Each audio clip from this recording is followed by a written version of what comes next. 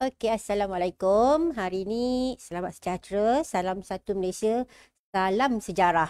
Okey, cikgu akan rasa bertuahlah petang ni sebab diundang oleh pihak SG Academy, salah satu kolej swasta yang menawarkan kemahiran kepada pelajar-pelajar yang mungkin selepas SPM, kelayakan akademik tidak melayakkan mereka untuk ke universiti.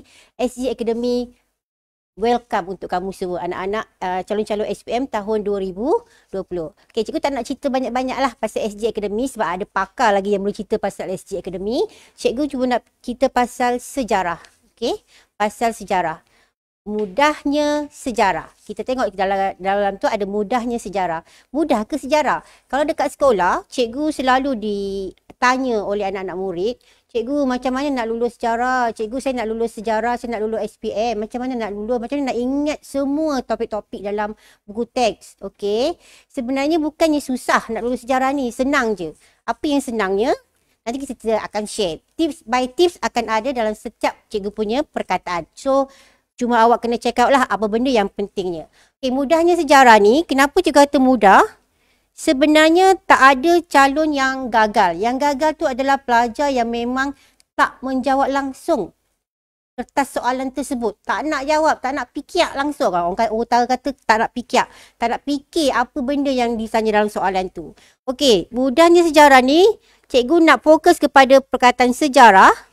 Lembaga Peperiksaan Malaysia di bawah Kementerian Pendidikan mewajibkan pelajar-pelajar lulus. Wajib. Okay, kalau tak nampak cikgu delete, cikgu tulis balik. Wajib. Sekejap ya. Wajib. Compulsory. Bahasa Inggeris. Bahasa Cina cikgu tak tahu. Bahasa Tamil cikgu tak tahu. Compulsory. Wajib lulus. Tak lulus sejarah, anda tak layak dapat sijil. Okey? Sijil SPM tu bukan milik anda kalau anda tak lulus subjek sejarah. So maksudnya kat sini, wajib lulus sejarah, wajib lulus bahasa Melayu. Dua subjek ini sahaja telah melayakkan anda untuk layak dapat sijil SPM. Alright, itu yang pertama. Wajib ya. Ingat dalam kepala otak, masuk Dewan Peperiksaan, aku kena lulus sejarah sebab aku nak dapatkan sijil SPM. Okey, itu yang pertama. Okey, yang kedua. Kenapa cikgu kata lulus? Dan satu lagi cikgu nak kata A+. Lulus, A+. So, ada dua tips dekat sini. Satu lulus, satu A+. Okey, satu lulus, satu A+. Alright, kita tengok lulus. Okey, kalau adik-adik tengok, anak-anak calon-calon SPM tengok. Dalam slide tu gambar. Dalam gambar tu ada dituliskan perkataan lembaga peperiksaan. Ini adalah sijil yang akan adik-adik dapat dalam bulan, keputusan tu dalam bulan 7 tahun inilah. Sebab kamu ni calon istimewa, calon yang nak kata, cikgu cerita sikit rentetan cerita kamu. Bulan 1 tahun lepas kamu masuk sekolah, bulan 3 kamu di PKP kan. Kemudian bulan 7 kamu masuk balik. Bulan 9 kamu di PKPB balik, dah tak join sekolah. Lepas tu kamu masuk balik bulan 1, akan sekejap lagi, mungkin dalam minggu depan kamu di PKP kan balik. Offline balik, dah tak boleh dah jumpa cikgu, dah tak boleh nak cakap dengan cikgu, semua dah tak boleh. Okey, dah tak jumpa dah. Kita semua secara online lepas ni. Okey, lulus. Nak lulus kan? Lulus tu ialah grade. Grade apa dia lulus? Ialah grade E. Grade E. Ini, grade E. Bila E, layak dapat sijil SPM.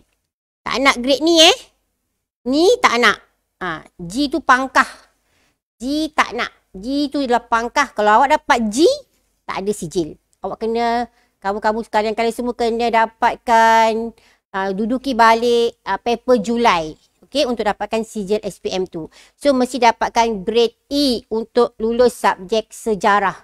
Tak ada yang paling rendah. Itulah yang paling rendah untuk lulus. Okey. Macam mana nak lulus? Kita share sama-sama. Kita tengok sama-sama. Okey. Alright. So, macam mana nak lulus? Tapi cikgu nak bagi tahulah. Ini bukan benda yang compulsory. Awak kena buat masa jawab peksa. Bukan compulsory. Ini hanya cadangan untuk lulus sahaja. Okey. Untuk lulus, kita ada 3 paper. So, cikgu bagi dulu kertas satu ya. Kertas satu ialah kertas objektif. Aneka pilihan. Nanti kita tengok ya. Cikgu bagi tips untuk lulus sahaja dulu. Lulus maksudnya kat sini. Okey, dalam kertas satu, kamu hanya perlu betul 10 sahaja. Tak nak banyak, ada 40, betul 10 je. Cukup untuk 10, kamu layak dapat 8.25% untuk kertas satu. Ada 40 soalan, takkanlah tak boleh betul 10 soalan. Okey, mesti betul 10. Untuk lulus untuk lulus kamu mesti betul 10 sahaja. Okey, kemudian kita tengok kertas ni, kertas satu. Kemudian kita tengok kertas dua. Okey, kertas dua. Untuk kertas dua, kita ada banyak soalan. Ada soalan struktur dengan soalan esei. Ini cikgu tunjukkan. Dekat sini untuk kertas dua, kamu semua kena jawab soalan kebat. Jangan tinggalkan soalan kebat. Ini adalah tips paling mudah. Tak payah baca buku pun boleh jawab kebat ni sebenarnya. Guna otak je. Kalau otak tak berfungsi, itu Tuhan je yang tahulah. Okey, buat jawab soalan kebat. Ada 4 soalan kebat dalam struktur. 4 markah di setiap soalan. Ada 4 soalan. So, 4 darab 4, 16. Okey, ada 16 markah kat sini. Divide tu wajaran dia. Kamu dapat 8%. So, 8.25% untuk kertas satu. 8% untuk soalan struktur. Dan kita tengok ke soalan struktur lagi. Kebat esei. Kebat juga. Tak ada soalan fakta ni. Tak baca buku teks pun tak apalah kiranya. Faham soalan fakta. Jawab soalan kebat. Jawab. Dapat 8 markah. Setiap soalan ada 3 soalan esei jawab. 24. Dapat 12%. Okey. Bila tambah-tambah semua. 8, 8, 12, 16 dapat 28. Untuk kertas satu sahaja dah dapat 28. Sebenarnya grade 28 ni macam off record tapi nak bagi tahu jugalah. Grade 28 ni macam dah layak untuk grade E. Okay? Tapi kita tak boleh berada di zon selesa. Tak naklah grade E sahaja. Kita mesti dapatkan lebih. So ada kertas 3. Kertas 3 ni cikgu kata budak buta huruf pun boleh jawab. Kenapa kita kata macam tu? Sebab kertas 3 ada cadangan jawapan. Tak payah nak fikir. Cadangan jawapan yang diberi oleh cikgu tu, ada buku, ada printing, kamu boleh cetak, bawa ke Dewan Peperiksaan, just copy and paste sahaja. Okay? Salin balik apa yang diberi tu dalam kertas jawapan kamu. Makanya kat sini, untuk setiap cadangan jawapan tu, untuk kertas 3, ini ialah minimum ya. Minimum untuk soalan 1 hingga soalan 3. Hanya minimum saja kamu boleh dapat 10 hingga 12%. So total untuk kertas 1 untuk 1, 2, 3 ni, total kamu dapat ialah 38 hingga 40.25%. Cikgu bagi kat sini ialah grade E. Tapi jangan risau. Sebenarnya 30 hingga 28 ni, kamu dah boleh dapat grade D. Untuk 40.25%. Senang kan nak dapat grade D? Grade D tu dah lulus tahap atas lah. Grade E ni lulus sahaja kan? So, 38 hingga 40.25 kalau ikut grade kebangsaan dah mungkin boleh dapat grade D. Dan kalau kamu lulus 30 hingga 38 ni, mungkin kamu boleh dapat grade E. Tak susah kan? Tak payah baca buku teks pun. Tapi takkanlah kita nak lulus grade E je. Kita mestilah nak up sikit markah kita supaya result kita dalam situ cantik. Adalah A, adalah B. Takkan nak semua E je kan. Memang nak sijil tapi sekurang-kurangnya kita dapat up sikit result kita. Macam mana kita nak up lagi result kita? Okay, kita tengok pula. Kita tengok yang kedua. Ni yang lulus ya. Untuk lulus saja, kamu fokus kepada soalan kebat. Kertas 1 sekurang-kurangnya, kamu hanya betul 10. Cukup 10. Okey, untuk ni. Ini ialah impian. Semua pelajar-pelajar dekat Malaysia nak benda alah ni. Cikgu pun nak. Okey. Tapi zaman cikgu tak boleh samakanlah zaman cikgu dengan zaman kamu. Pembelajaran cikgu dengan kamu agak berbeza. Walaupun silibus sama. Cikgu adalah orang pertama, batch pertama menggunakan silibus ini. Silibus KBSM. Kemudian, awak adalah calon terakhir yang menggunakan silibus ini. So, sama je lah cikgu belajar. Apa yang cikgu belajar sama dengan apa yang awak belajar. Alright. Okay. nak A plus, A tolak ke atas. A tolak A dan A plus. Okey. A plus ni impian. Kalau kat sekolah cikgu sebut, awak bagi cikgu grade E, maksudnya awak sayang cikgu. Tapi kalau awak bagi A tolak ke atas, awak sayang family awak. Ada pelajar yang deep dengan perkataan ni. So, bila deep, dia akan ambil sabaran, dia sahut cabaran dia nak yang mana.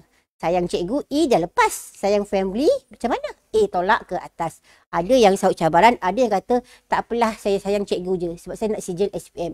Ada yang berkata demikian. Tak kisah apa pun, janji, fighting. Alright? Okey, untuk sini, kertas 2, untuk skor A tolak ke atas. A tolak ke atas ya. Okay, jawapan objektif kamu mesti betul 30. Tak boleh kurang. Kalau kurang dapat 29, kamu kena cover untuk kertas 2 pula. So, kertas 1 sekurang-kurangnya kamu betul 30. Sebab wajaran persen dia, ini persen ya, 22.5%. Alright? Untuk kertas 2, okay, untuk kertas 2, kamu kena betul soalan-soalan yang kertas 2. Kat sini tak ada pula kertas 2. Okay, kertas 2 cikgu tambah sini. Kamu mesti dapat 60 markah. Okay, 60. Sini ada 30%. 60 markah, cikgu ceritalah apa bendanya. Untuk kertas 3, ini memang copy and paste. Tapi kamu kena betul-betul daripada soalan 1 hingga soalan 9. Untuk kertas 3, kamu mesti dapat sekurang-kurangnya 18. Okay, calon cemerlang, dia mampu jawab 18. Dan pengalaman cikgu, memang ada pelajar yang akan dapat 100% wajaran 20% untuk kertas 3. Alright. So, kat sini, bila dicampur semua ni, dapatlah total ini. 70.5% grade A tolak ke atas. Diingatkan ya calon-calon SPM, grade A ke atas ni, tidak akan diubah. Okay, sorry. Alamak, kejap ya. Kejap, sorry. Kenapa dia keluar ni? Maafkan cikgu. Alright. Okay. Cikgu ingatkan kat sini. Grade A tolak ke atas tidak akan diturunkan grade. So kalau kamu berhasrat untuk mendapat tajaan kerajaan, grade A tolak ke atas ini memang grade-nya 70.5 ke atas. Tidak akan diturunkan. Kenapa tak diturunkan? Cikgu selalu sebut dengan anak murid cikgu. Kenapa cikgu grade A tak diturunkan? Kalaulah grade A tu diturunkan, ramailah doktor-doktor cabuk kat luar sana. Sebab tu grade A memang dijaga kualitinya. So kalau kamu nak grade itu, kamu kena dapatkan skor yang lebih tinggi. Alright? Boleh? Okey. Kalau ada persoalan mungkin kamu boleh soal. Nanti akan ada moderator yang akan beritahu dekat cikgu. InsyaAllah cikgu cuba jawab. Faham Okey. So sekarang dah nampak macam mana cara nak lulus. Satu. Yang kedua, macam mana cara kamu nak dapatkan grade cemerlang. So, 2. Dan itu tips sahaja. Okay, dan Okay, sekarang kita pergi ke satu-satu. Kita lihat. Buku azimat. Cikgu tu last buku azimat. Buku azimat ni maksudnya buku ni memang tak akan digunakan dah lepas ni. Sebab tu cikgu selalu cakap, awak bacalah buku ni, lepas ni awak bakarlah buku tu, nota-nota cikgu bagi bakarlah supaya kamu hadam 2 buku ni. Kamu tengok buku ni, bermaksud kamu sudah belajar untuk tingkatan 4 dan tingkatan 5. Form 4, Form 5. So, buku ini memang buku yang digunakan oleh pihak Lembaga Peperiksaan Malaysia. Cikgu tak tunjuk buku rujukan, apa-apa buku rujukan cikgu tak tunjuk sebab ia tak digunakan langsung. Buku ini sahaja. Dalam buku ni saja kontensnya. Lembaga peperiksaan buat skema jawapan semua menggunakan 2 buah buku ini. So janganlah kamu nak berteraburkan buku-buku rujukan yang lain di atas meja. Cukup 2 buah buku ini untuk jadikan sebagai sumber panduan menjawab soalan sejarah. Okey, 2 buah buku ini. Alright. Ini cikgu dah cerita tadi, tak perlu cikgu cerita lagi. Mandatory, mati ke apa ke, kena lulus kena lulus sejarah. Okay, kita pergi kertas 1. Okay, kertas 1 cikgu nak pergi kat sini lah. Sekejap ya, cikgu ke atas dulu. Alright, ni dia. Okay, kertas 1, tingkatan 4. Tingkatan 5, dia buat pembahagian 20 soalan. 20 soalan di tingkatan 4 dan 20 soalan lagi di tingkatan 5. Dia tak akan lebih-lebih. Tetap 20 soalan di tingkatan 4 dan 20 soalan lagi di tingkatan 5. Maksudnya kat sini, bila 20 soalan, Bila 20 soalan, okey, tingkatan 4 20 soalan. Setiap bab, tingkatan 4 ada 10 bab. Tingkatan 5 ada 9 bab. So, ada 19 bab. Setiap bab di tingkatan 4 ada 2 soalan. Dan di tingkatan 5, tingkatan 5 akan ada 1 hingga 3 soalan. Okey, 1 bab, 2 soalan. Setiap bab keluar. Memang kalau ada pelajar tak boleh nak baca 19 bab tu semua. Tapi kalau awak faham cerita, awak ingat apa yang diberi, apa yang diajar, latihan berulang kali, insya-Allah awak boleh betul 30 soalan untuk daripada 40 soalan. Kenapa cikgu kata awak boleh betul? Okey. Tips dia ialah soalan SPM sebenar. Latihan berulang kali SPM sebenar. Awak kena buat. Ambillah tahun-tahun semasa 2016 hingga 2019 termasuklah SPMU. Buat. Ini je. Ini cikgu tunjuk bukti kenapa cikgu kata buat ni saja. Buat ini saja berulang-ulang kali satu hari 30 minit luangkan masa. Tak banyak kan? Cikgu tahu awak ada 10 subjek nak kena kawal, nak kena jaga. Tapi 30 minit masa nak berak dalam toilet tu pun boleh tanda. Sorry terlepas cakap kasar pula. Masa nak membuang air ke, duduk dalam bilik termenung tu ke, awak boleh tanda jawapan yang awak nak. Kemudian awak boleh semak. Soalan sebenar. Okey, soalan sebenar SPM 2016 hingga 2019. Buatlah berulang-ulang kali. Kenapa cikgu cakap macam ni? Nanti cikgu tunjuk ya. Okey, cikgu tunjuk teruslah. Nanti kan lupa lah Okey, cikgu tunjuk. Ini bukti. Bukti soalan SPM itu berulang. Sekejap ya, cikgu pergi bawah lagi. Bukan nak laju, cuba nak tunjuk. Sekejap lagi cikgu lupa. Okey, kat sini awak tengok yang cikgu kata tu berulang. Okey. Untuk tahun 2000, okey, soalan ni. Soalan bab 5, kata 5 bab 1. Kata 5 bab 1, nombor 1 dengan nombor 2. Tajuk dia punya jawapan dia sama. Kan? Melaksanakan dasar imperialisme, perluasan imperialisme. Kedudukan ABCD itu ditukar sahaja. Kemudian awak tengok, pernyataan manakah berkaitan dengan maklumat di atas? Maksudnya beban orang putih dengan tugas memertabadunkan manusia. Tapi soalan yang kedua, dia tunjuk kepada pembukaan terusan Suez, penggunaan telegraf dan kapal wap. Ia adalah kesan, itu adalah merujuk kepada perluasan imperialisme barat. Nampak tak? Soalan itu berulang. Jawapan dia sama, kedudukan ABC itu diubah. Okey, ada bukti lagi. Kita tengok lagi soalan bukti berulang. Okey, nampak? Okey, daripada bab 1 tingkatan 5 juga. Mengapakah negara-negara barat memberi tumpuan kepada negara China? Jawapan dia ialah D, pasaran luas. Di bawahnya pula dia tanya, dialog di atas mungkin berlaku di Eropah pada abad ke-17. Jawapan dia A, pasaran luas. Perkataan tu sahaja yang membezakan, tapi soalan itu menunjuk kepada tajuk yang sama. Berulang. Kedudukan ABCD itu diubah. Okey, kedudukan ABCD itu diubah. Tapi kalau awak buat latihan tu selalu, saya pernah nampak lah soalan ni. Mungkin awak akan cakap, soalan ni pernah buat lah. Itu awak akan cakap sebab awak tahu benda tu pernah keluar. Kita tengok lagi. Tengok sini. Okey, soalan yang dikatakan berulang. Cikgu tunjuk soalan yang berulang tu. Okey, penjajahan Sepanyol memaksa penduduk Filipina menerima sistem encomienda. Soalan yang kedua dia kata berulang tu, penjajah Sepanyol memperkenalkan sistem encomienda. So, dua-dua tu sama, sistem encomienda. Yang atas cuma dia tulis cukai yang tinggi. Tapi yang bawah dia tulis cukai yang membebankan. Nampak So, itu dua nampak berulangnya soalan-soalan SPM sebenar. So, dalam masa 2 minggu, 2 minggu lah ya, cikgu rasa 2 minggu. Minggu depan, kita akan masih berjumpa secara bersemuka di sekolah. Anak-anak murid akan jumpa cikgu-cikgu lagi. Kemudian mungkin dah dicutikan pula, kemungkinan lepas tu awak terus hadir ke Dewan Periksaan untuk mengambil SPM.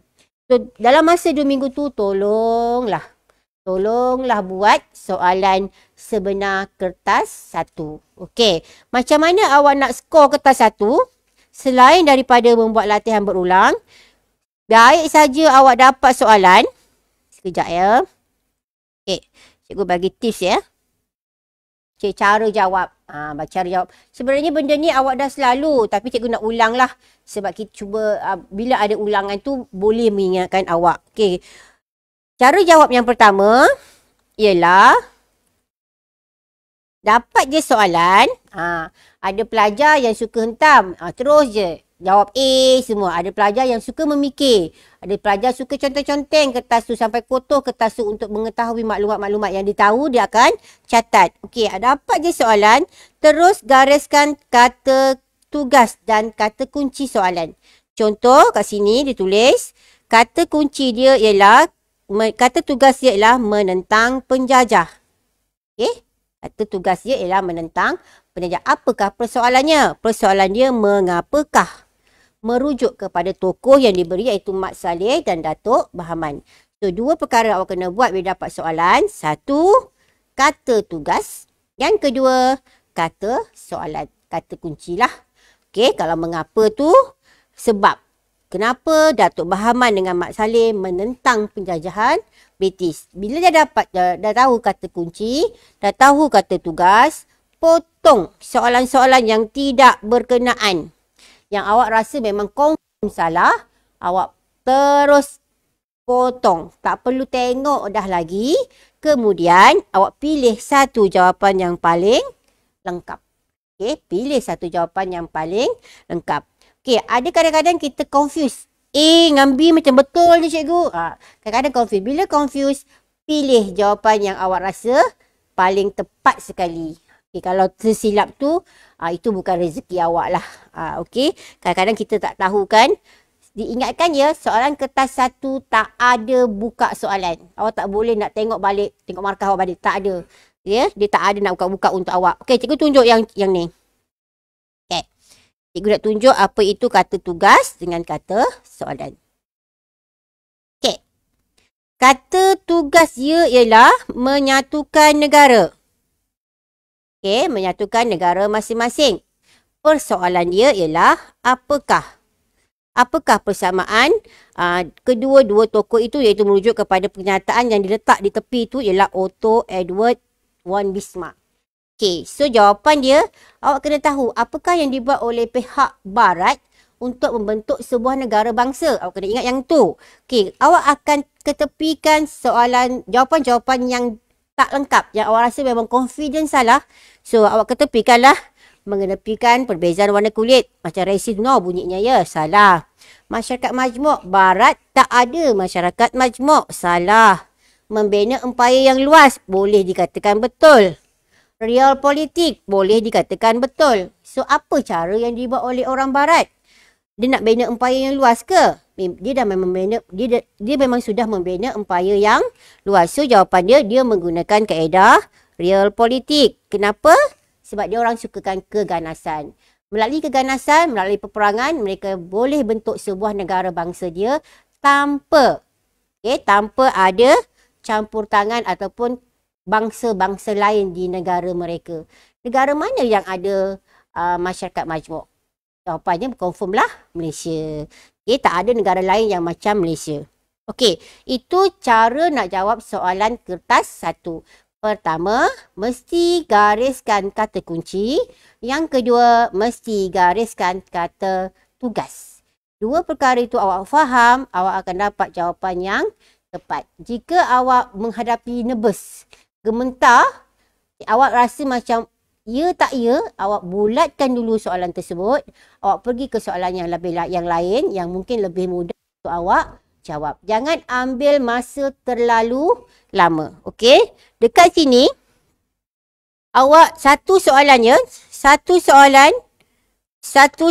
awak boleh beri masa antara 1 hingga 1.5 minit sahaja. Jangan lebih 2 minit. Bila 2 minit akan berlakulah nanti ketidakcukupan masa. Betul ke tak IIBM cikgu? Tak cukup masa lah maksudnya. Awak kena bagi sikit ruang dalam 10 minit terakhir atau 15 minit terakhir. Awak bagi ruang untuk menyemak semula jawapan tersebut. Jangan terus gelojoh 30 minit boleh keluar dewan, siap 30 minit terus keluar dewan. Jangan ya. Ambil masa tersebut untuk tengok balik soalan-soalan tersebut. Adakah pilihan awak tu tepat ataupun awak ada nak tukar, masa itulah digunakan 15 minit terakhir.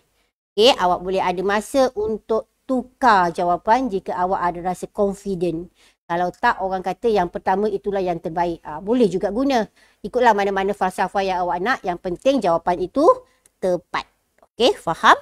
So, kertas 1, cikgu ulang balik. Buat soalan berulang-ulang kali. 2015, 2016, 2017, 2018, 2019 termasuk SPM ulangan. Buatlah berulang-ulang kali. Seperti cikgu kata tadi, awak masuk bilik termenung, awak boleh tanda jawapan. Kemudian awak suruhlah adik, kakak, ayah, mak, abang semua dalam rumah tu tandakan jawapan yang sebenar. Okey, boleh. Sebenarnya di mana ada kemahuan, di situ ada jalan. Alasan pelajar malas adalah pelajar yang gagal. Okey, kalau malas tu adalah pelajar yang gagal. So, awak nak yang mana? Nak yang rajin atau nak yang malas? So, awak yang tentukan diri awak. Alright, so itu untuk kertas 1. Cikgu tak nak ambil masa yang banyak untuk kertas 1 kerana kertas 2 adalah kertas killer. Kertas 2 adalah kertas killer. Cikgu suka sebut kertas 2 ni kertas killer. Oh, cikgu lupa nak sebut yang ni. Okey, sekejap sikit. Okey, kertas 1. Ini cikgu tunjuk ya. Kenapa cikgu kata tadi berulang? Tengok sini. Sekali lagi cikgu tunjuk. Ini jawapan soalan-soalan itu diulang. Okey, awak lihat SPMU 2018 sahaja. Soalan yang berulang tu 34. Kalau 34 awak boleh skor berulang, bukan grade E je, grade BA pun boleh dapat. Okey, 34 soalan tu telah diulang. Hanya ada 6 soalan baru. Salah 6 soalan baru tu, apa dah hal? 34 dalam genggaman kan? So, dah boleh dapat grade A tolak ke atas. Sayang parents kan? So, mesti dapatkan grade A tolak ke atas. Okey, nampak ini bukti. Cikgu tunjukkan bukti supaya awak kata cikgu bukan cakap kosong. Okey, ini imbangan jawapan. Ini tips ya, imbangan jawapan. Maksudnya kat sini, imbangan jawapan ni ialah setiap jawapan tu kekadang dia A10, B10, C10, D10. Okey, Kekadang dia ada melebihi 11 dan 12. Okey, tetapi cikgu nak tunjuk awak kira. Satu lagi perkataan kira. A, B, C, D. Okey, kira. Jangan lebih 12. Jangan lebih 12. Tak mau lebih 12. Kalau ada A awak 13, ada something wrong kat situ jawapan awak.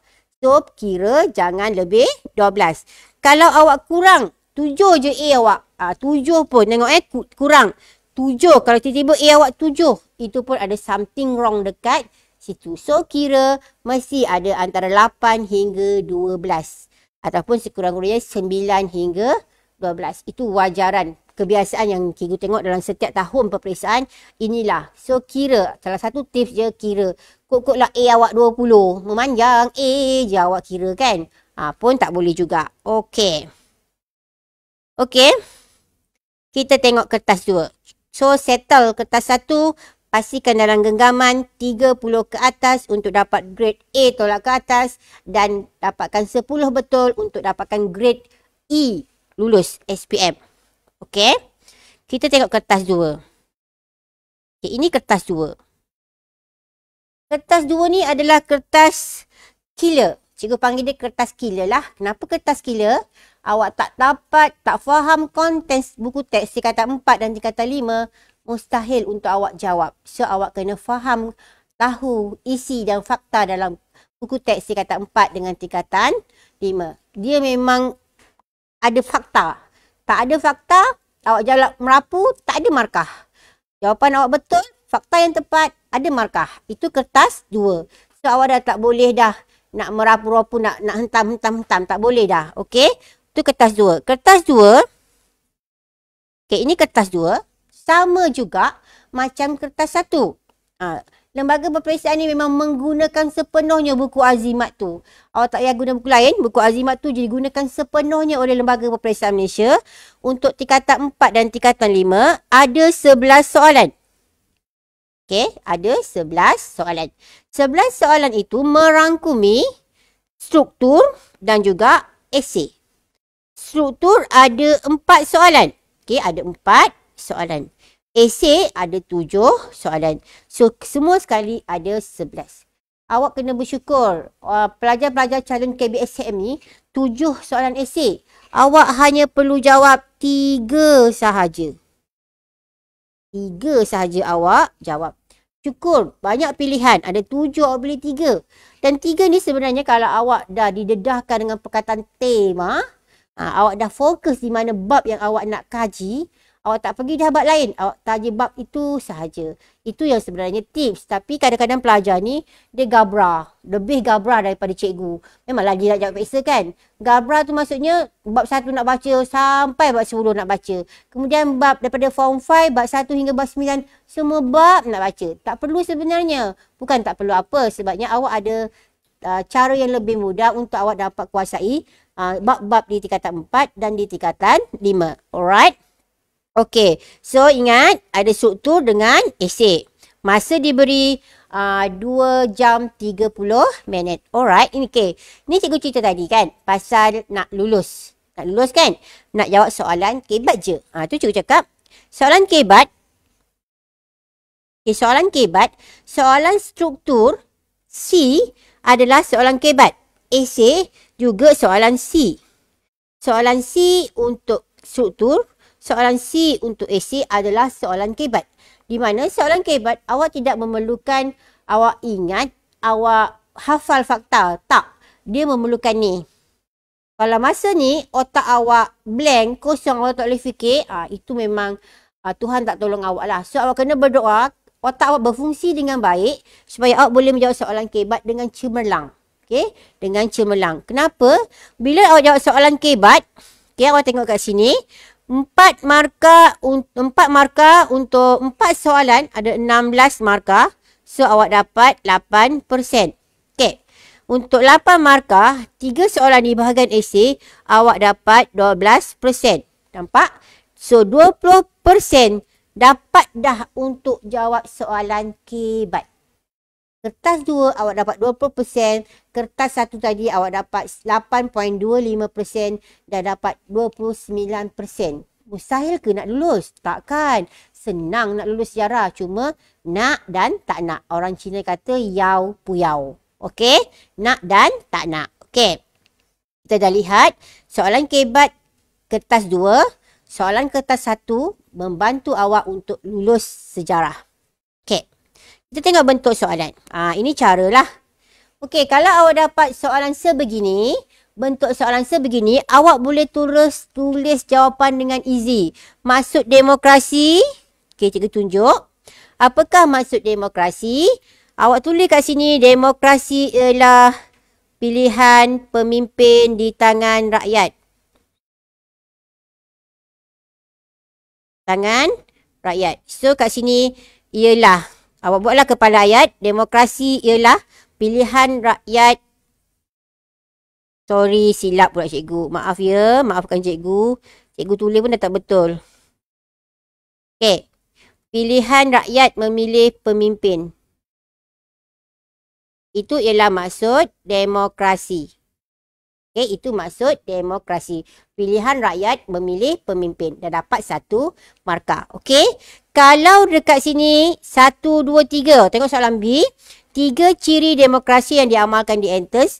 Awak boleh terus jawab. Kita tengok ada tak kat jawapan bawah ni? Kejap ya. Okey, kita boleh terus jawab 1, 2, 3. Tetapi jika dekat bawah ni, okey, nampak? Ada pun 1, 2, 3. Terus tulis je. Tak payah tulis ayat awal tu. Kepala ayat tak payah tulis. 1, Dewan Perhimpunan. 2, lelaki boleh jadi ahli dewan. 3, majlis. 4, lelaki sahaja boleh mengundi. 3 markah je dia kan. So, awak boleh tulis 1, 2 dan 3. Tetapi jika tidak ada ruang. Okey. Tidak ditulis tepi ni, tidak ditulis 1, 2, 3. Okey, tepi ni tak ditulis. Tadi ada tulis kan? 1, 2, 3. Tapi dekat sini tak ada tulis. Okey, tak ada tulis. Maka awak tak perlu nak nomborkan dia. Pelajar perempuan dia kreatif. kreatif. Dia suka bentuk bintang lah, love lah. Tak payah. Okey, tak payah tulis nombor. Jangan dinomborkan. Jangan dibuat pelbagai tanda. Tulis terus jawapan. Okey, contoh ya. Sekejap, cikgu ke bawah balik. Okey, contoh macam ni. Okey, soalan yang tidak ada tanda romus di tepi. Okey, mengapakah Persekutuan Tanah Melayu Sarawak dan Sabah menjadi sasaran imperialisme barat? Terus tulis, ambil kepala ayat dulu. Okey, kena ambil kepala ayat ni. Persekutuan Tanah Melayu dan Sabah Sarawak menjadi sasaran imperialisme barat kerana ini ialah kepala ayat. Kadang-kadang pelajar ni kan, sorry. Kadang pelajar ni kan, dia macam nak shortcut. Nak cepat je. Benda dia kejar tak tahulah. 2 jam 30 minit tu macam cepat benar masanya kot. Tak cukup masa nak kejar je. Ambil kepala ayat tu, buat permulaan jawapan. Jangan lupa. Ambil kepala ayat, buat permulaan jawapan. Sambung kerana ke, ialah ke. Sebab dalam sejarah, tata bahasa tidak diambil kira. Kalau awak kata ialah ke, kerana ke, okey ke apa ke, tetap jawapan awak yang dikirakan. Okey? Kerana sumber bahan mentah seperti biji timah untuk mendapatkan pasaran yang luas. Itu dah dapat full marks. Tapi ada calon, agaknya mungkin bila cikgu ngajar di tengah main snooker kan, tertidur. Tangannya panjang, kepala dah lentuk ke meja. Okey, dia terlupa. So, dia buat macam ni. Soalan tu tidak ada tanda romans. Pelajar tu tak ada, soalan dalam yang diberi tidak ada tanda romans. Tapi pelajar tu nak pula buat tanda romans kat tepi. Suka hati dia. Dia rasa dia dah betul. Okay, nampak ni? Dia buat tanda romans. Tadi soalan tak ada tanda romans kan? So dia buat tanda romans ni dah dikira salah. Tak nak. Bukan cikgu kata mandatory salah. Ada pemeriksa yang hatinya mulia, dia akan bagi. Tapi awak kena fikir, ada pemeriksa yang tidak berhati mulia. Yang begitu straight dengan skema. So awak kena fikir, pemeriksa aku bukan berhati mulia. So awak kena buat yang terbaik. Janganlah terleka dalam semasa menjawab peperiksaan tu. Sebab bila terleka seminit, kesannya kepada kertas jawapan sendiri.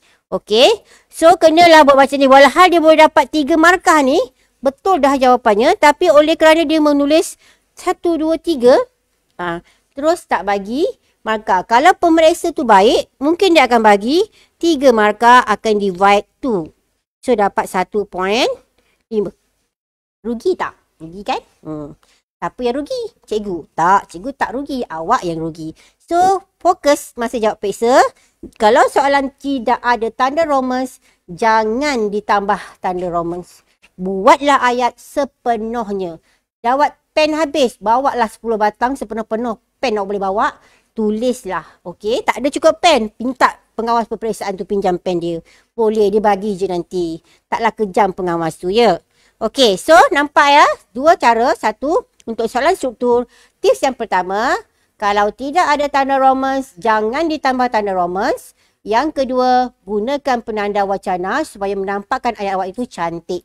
Okey, nak cantik, nak markah cantik, mesti jawapan cantik. Awak perempuan, kalau pelajar perempuan nak cantik, kena make up lebih. Tapi SPM tak nampak awak tu calon lelaki ke, perempuan ke, Melayu ke, Cina ke, pemeriksa tak tahu. Dari sekolah mana pun, pemeriksa tak tahu. Okey, cikgu nak ajar cara. Pelajar agak lemah dalam menjawab soalan kebat. Itu salah satu cikgu nampak lah. Cikgu sudah mengajar di 2 buah sekolah. Kebanyakan pelajar memang sangat-sangat kurang untuk menjawab kebat. Kurang ada idea. Katanya, cikgu tak boleh nak fikir, cikgu. Memang sembahyang tahun lah tak boleh nak fikir. Okey, macam mana kita nak buat kebat dengan baik? Okey, cikgu suka menggunakan teknik ini. Teknik ni cikgu gunakan supaya pelajar tahu di mana isi, di mana huraian, di mana contoh dan di mana inference. Inference dalam sejarah dipanggil kesimpulan kecil. Okey, jangan ambil inference science ya.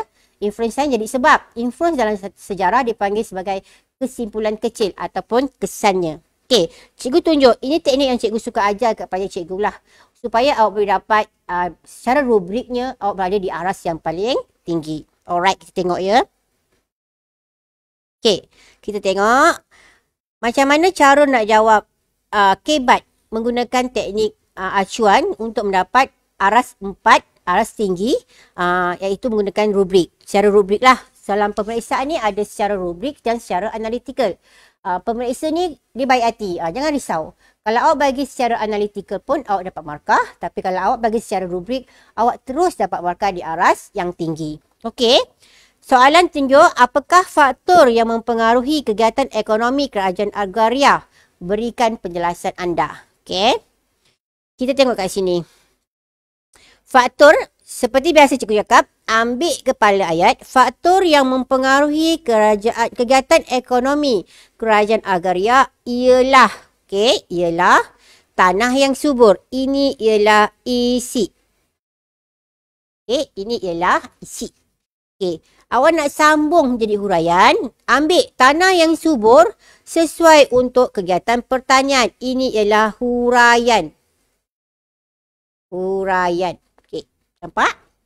Awak ambil ayat tadi, ambil ayat isi tadi, tanah yang subur, apa? Sesuai untuk kegiatan pertanian. Itu ialah huraian. Nak bagi contoh. Sebab dalam kebat, cikgu cerita, lupa nak cerita.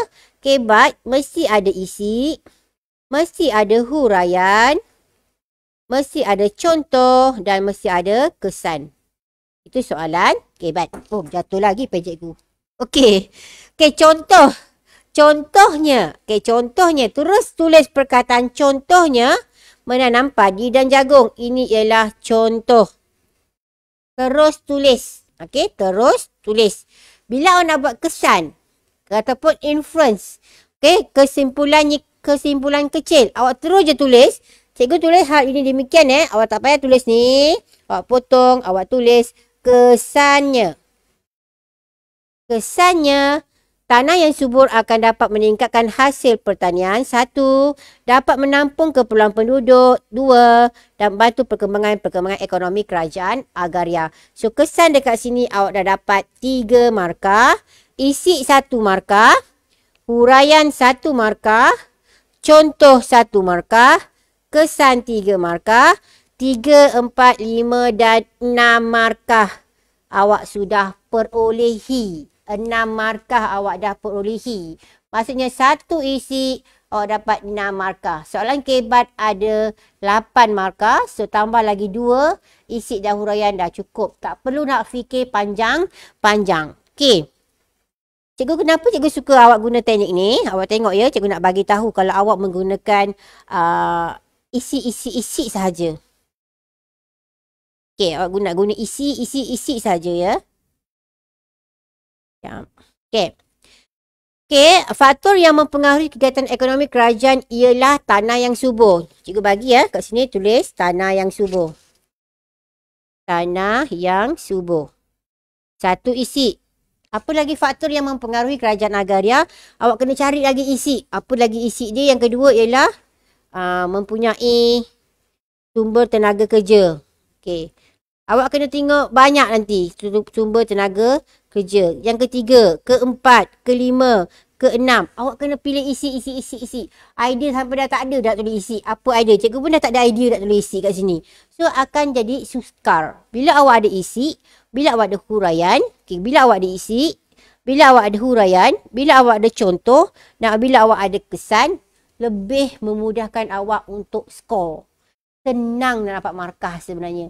Tapi benda yang ni, awak kena praktis lah. Kalau awak tak praktis, awak sekarang kalau kat dalam kelas, awak mengharapkan idea dari seorang guru, awak mengharapkan idea dari seorang kawan, bila SPM awak tak boleh nak fikir. So, mesti praktis. Dan praktis tu, tunjuk kat cikgu. Cikgu, jawapan saya ni betul tak? Cikgu tu, bila-bila masa je dia boleh reply awak punya message ataupun tu tengok jawapan awak. Dia boleh betulkan jawapan tu betul ataupun salah. Yang penting awak kena berani mencuba dan tunjuk pada cikgu awak. Okey, itu untuk soalan kebat. Okey, ini cikgu bagi. Cikgu nak tunjuk kelemahan ya, sekejap. Kelemahan pelajar dalam menjawab soalan. Sekejap ya, cikgu nak bagi. Ada tak dalam ni?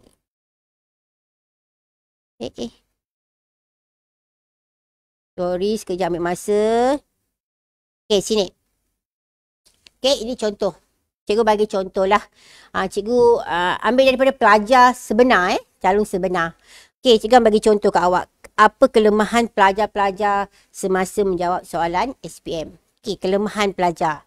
Okey, soalannya senang. Huraikan sifat pribadi Nabi yang menjadikan Nabi seorang tokoh yang unggul. Ini tema 8 dalam bab 4. Tema Islam lah.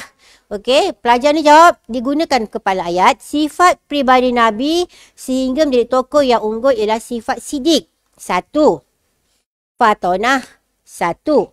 Tabligh. 1. Amanah. 1. Pelajar ni yakin dia dapat markah full. 4 markah. Dia dapat markah full. Tapi bila pemeriksa tanda, dia hanya dapat 3 markah saja. Sedih kan? 3 markah. Kenapa ada kesalahan kat sini? Sebab pelajar ni meletakkan tanda koma. Koma tidak dibenarkan dalam kertas 2. Bukanlah haram. Tapi cara menjawab itu tidak betul. So, salah dekat sini. Daripada 8, sepatutnya dah dapat 4 tadi.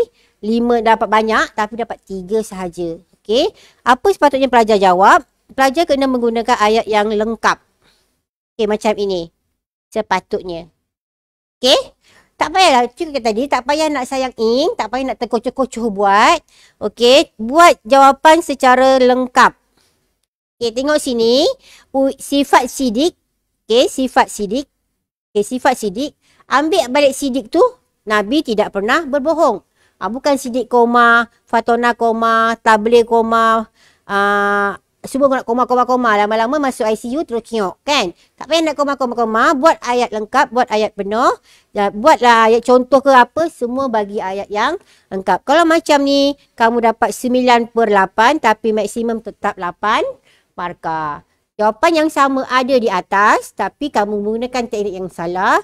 Kamu mendapat markah yang kurang. So, jawab jawapan dengan menggunakan teknik yang betul.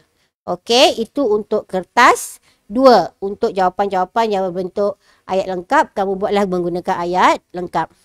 Okey, lagi satu cikgu nak sebut pasal bab 9. Okey, bab 9 tingkatan 5. Okey, siapa yang telah mendaftar dengan SG, kamu akan dapat e-book secara percuma. Nanti kamu akan dapat e-book ini dan dalam itu telah cikgu sediakan topik-topik hot ataupun topik-topik yang dijangka. Hanya ramalan ya, bukan yang sebenar. Hanya ramalan. Kemudian ada cikgu selitkan sekali dengan cadangan jawapan kertas 3. So, e-book tu akan kamu dapat bila kamu sudah berdaftar. Kalau kamu tak daftar, kamu tak akan dapat e-book tersebut. Okey, cikgu nak tunjuk kat sini tema. Okey, bab 9 Cikgu masuk tajuk pilihan data 5 ya. Selebihnya kamu boleh refer dengan e-book yang kamu akan dapat nanti. Sebab cikgu tidaklah ada masa 2-3 jam. Cikgu dah terbiasa kot bagi tok 2 jam ni untuk selesaikan semua. Tapi cikgu ada masa yang limit. Okey, untuk bab 9. Ini ialah bab fokus.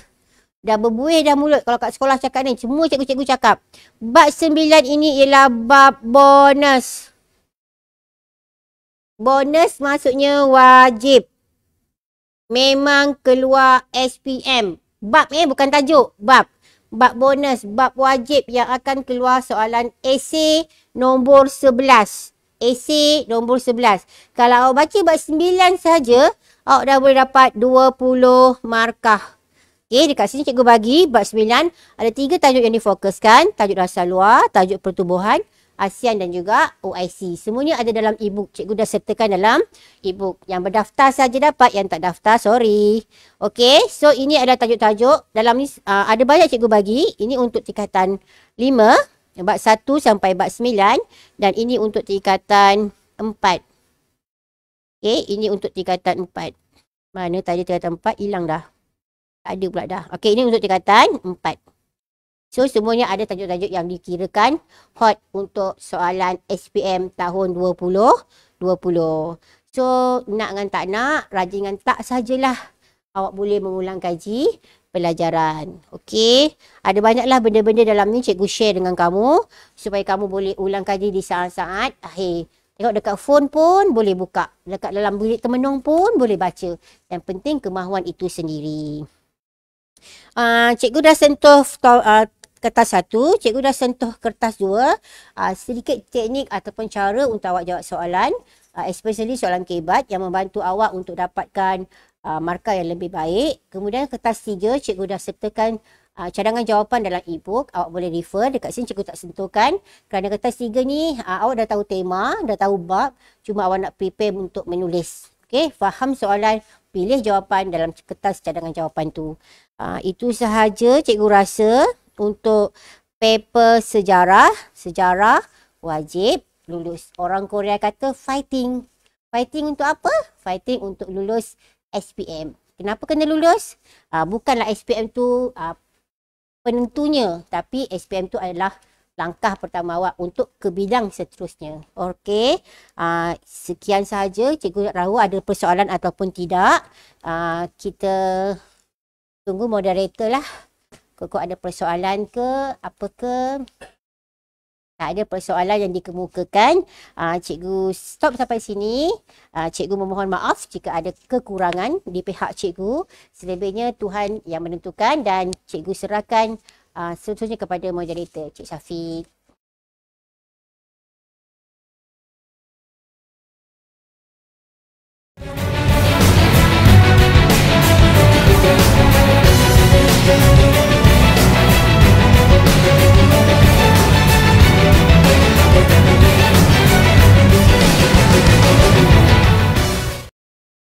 Hai, bismillahirrahmanirrahim. Assalamualaikum warahmatullahi wabarakatuh dan salam sejahtera. Diharapkan anda semua berada dalam keadaan sihat walafiat. Anda akan bersama dengan saya kurang lebih 1 jam untuk teknik menjawab Bahasa Melayu SPM 2020 atau anda lebih dikenali sebagai Batch Corona.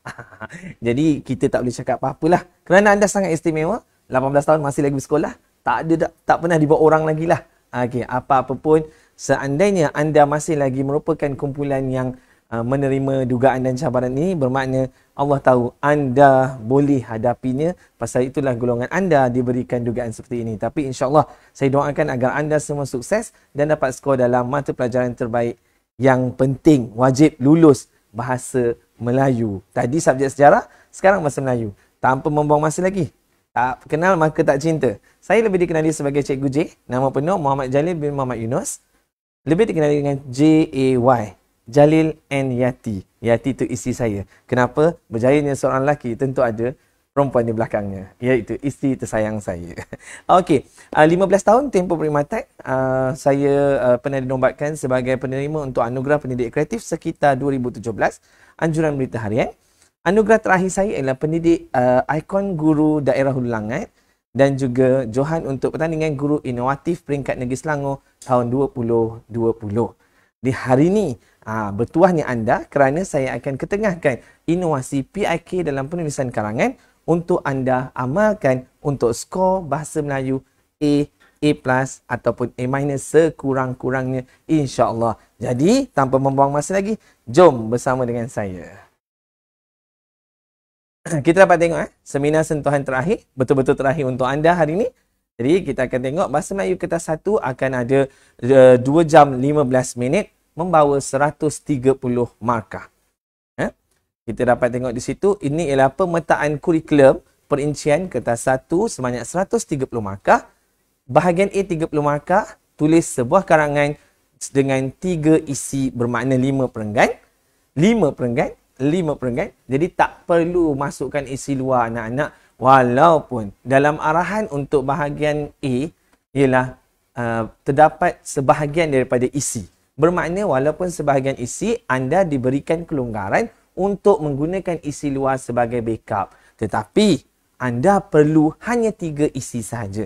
5 perenggan bahagian A dan bahagian B 7. 6 perenggan sebenarnya dah memadai. Maknanya 4 isi dah boleh melayakkan anda untuk cemerlang.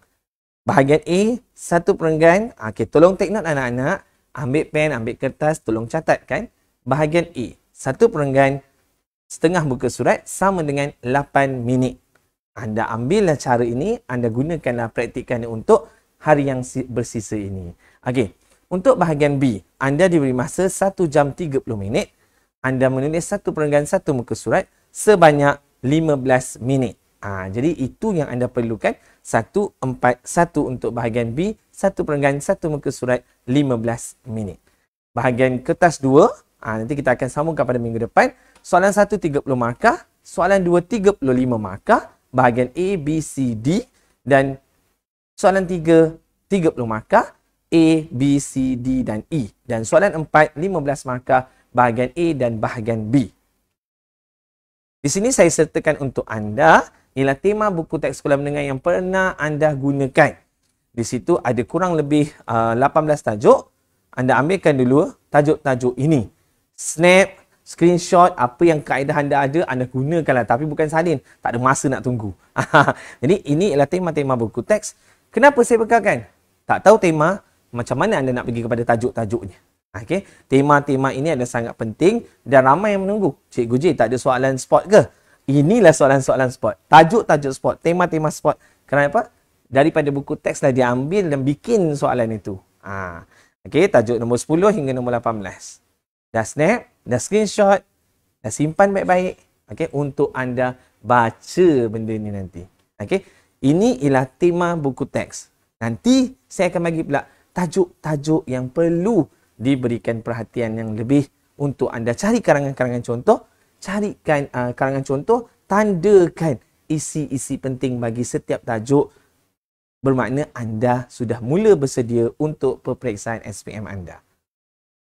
Bahagian A, kita pergi kepada bahagian A terlebih dahulu. Karangan berpandu, satu soalan, 30 markah. Baiklah anak-anak. Bahagian A, formatnya ialah satu soalan, wajib jawab. Okay? Dia ada satu bahan rangsangan yang akan membawa 3 isi, wajib dijawab, 200 hingga 250 patah perkataan. Anak-anak, jika anda menulis hanya 200 hingga 250 patah perkataan, markah anda akan mencapai maksimum 25.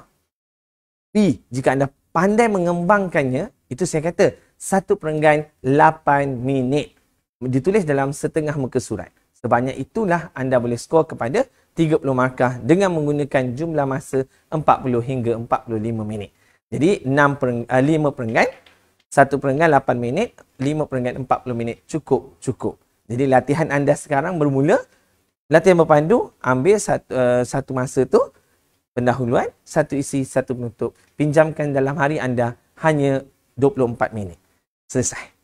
Untuk karangan penuh pula, pinjamkan 45 minit. 15 minit pendahuluan, 15 minit isi satu, 15 minit kesimpulan untuk berlatih supaya masa SPM sebenar anda boleh skor untuk kertas SPM anda.